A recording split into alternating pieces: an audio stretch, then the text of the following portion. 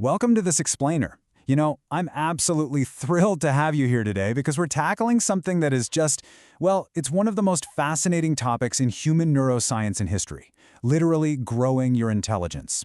For decades, we've been handed this narrative, right? That your brain power is basically a locked vault. But today, we're going to completely dismantle that idea. We are looking at exactly how the greatest minds in history built their intellect. And spoiler alert, it wasn't through magic. It was through highly specific, repeatable routines. Slow, average, unteachable. Now, if I asked you to guess who those labels belong to, you probably wouldn't guess the very architects of our modern world. But yeah, those were the exact early labels slapped onto Albert Einstein, Charles Darwin, and Thomas Edison. I mean, think about that. Einstein's teachers genuinely thought he lacked intelligence and was just slow to grasp concepts. Darwin, he was considered a thoroughly average student who absolutely loathed memorization. And Edison was actually expelled from school for being unteachable. Yet these three human beings went on to fundamentally reshape how we understand the universe, biology, and technology. So looking at this glaring contradiction, we have to ask the ultimate question, right? What changed? How do you go from being labeled unteachable to becoming a historical genius? Well, it certainly wasn't some sudden mutation in their genes, and it definitely wasn't the traditional school systems that had already written them off. What changed was their approach to their own minds. Asking this question shatters the myth of a fixed IQ. It really wasn't about what they were born with. It was entirely about what they built. The battle lines are pretty clearly drawn between what we're told and what's actually true. On one side, we have the myth, this idea that intelligence is purely a genetic lottery and just the product of institutional schooling. But on the other side, we see the reality. Neuroscience now proves that your daily habits literally, physically restructure your brain. Intelligence isn't some static trait carved in stone. It's a highly dynamic, physically changing capability. Okay, let's dive right into this structured playbook to see exactly how you can rewrite your cognitive limits. We'll cover 1. The fixed IQ myth, 2. Disconnecting to think deeply, 3. Struggling and clarifying, 4. Mental models and memory, and finally, 5. Protecting cognitive energy. Section 1. The fixed IQ myth. We've officially established that your IQ is not a fixed number. Which leads us right into Section 2, disconnect to think deeply. To understand why our modern urge to constantly consume information is a trap, we have to talk about the default mode network. This is basically the brain's engine for abstract thinking, insight, long-term reasoning, and creativity. But here's the catch, and it's a big one. It only fully activates when you are completely disconnected from external input. This is exactly how Albert Einstein activated his genius.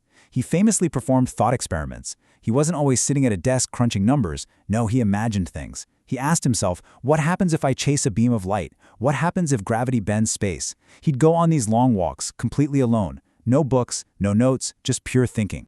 Which brings us to our first highly actionable smart habit, daily thinking walks. The rules are simple, but man, they're incredibly tough in today's world. No phone, no music, no input whatsoever. Modern studies actually show that people who regularly engage in undistracted thinking score significantly higher in problem solving and strategic reasoning. Now, fair warning, at first, this is going to feel incredibly boring. You might literally find yourself staring at a tree, agonizingly craving a hit of dopamine. But eventually it shifts and it feels profoundly insightful. Remember, that initial boredom and discomfort you feel, that is literally your intelligence growing. Section 3. Struggle and clarify. Highly intelligent people actually deliberately delay asking for help. And they do this because of a concept called productive struggle. It's the process of strengthening the brain by trying, failing, adjusting, and retrying.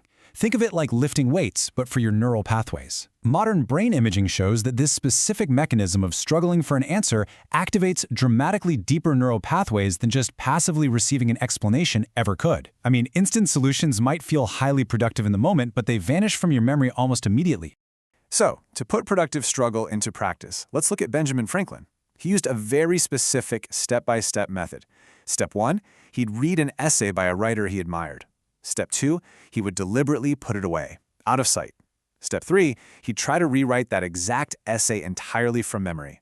And Step 4, only after struggling to do that would he compare his version to the original.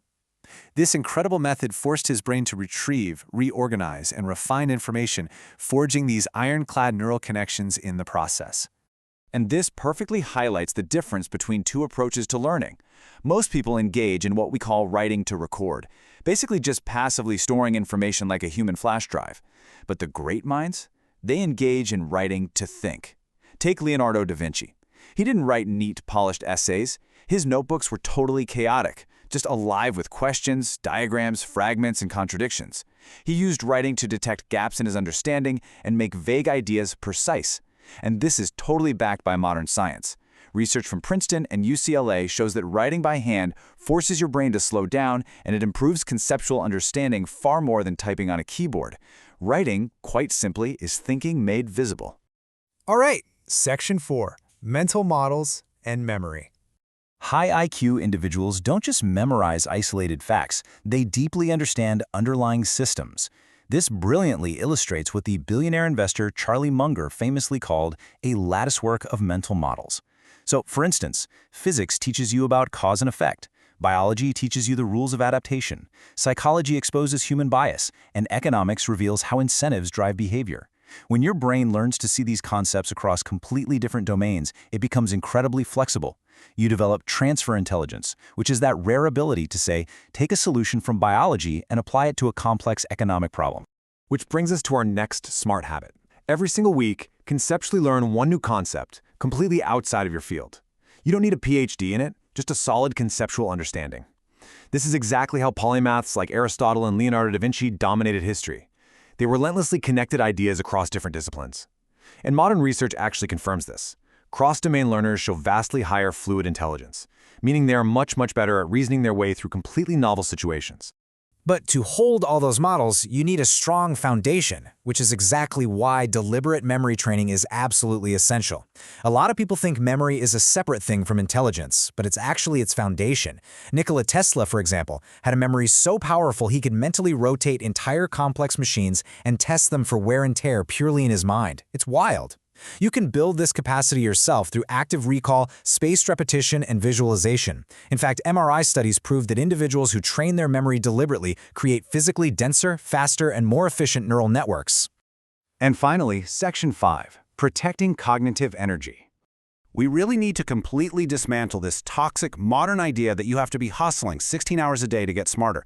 Charles Darwin worked an absolute maximum of 4 to 5 focused hours per day. That's it. The entire rest of his day was dedicated to walking, resting, and reflecting. Really smart people don't think all day long. They think when their brain is at its absolute strongest. Because the truth is, chronic stress, sleep deprivation, and constant stimulation actively damage your executive function, which is a core component of your IQ. Your brain doesn't upgrade during the hustle, it upgrades during recovery. So you absolutely must prioritize these cognitive recovery upgrades. Sleep deeply, move daily, get sunlight, and, critically, allow yourself to be bored. Once again, boredom isn't a weakness. It is essential cognitive recovery that protects your brain's most valuable real estate. So the crucial point we are making here is this. Intelligence is a system. IQ increases through daily, deliberate habits, not overnight hacks. The smartest people in history didn't just chase intelligence. They built reliable physical and mental systems that allowed their intelligence to organically and sustainably grow over time.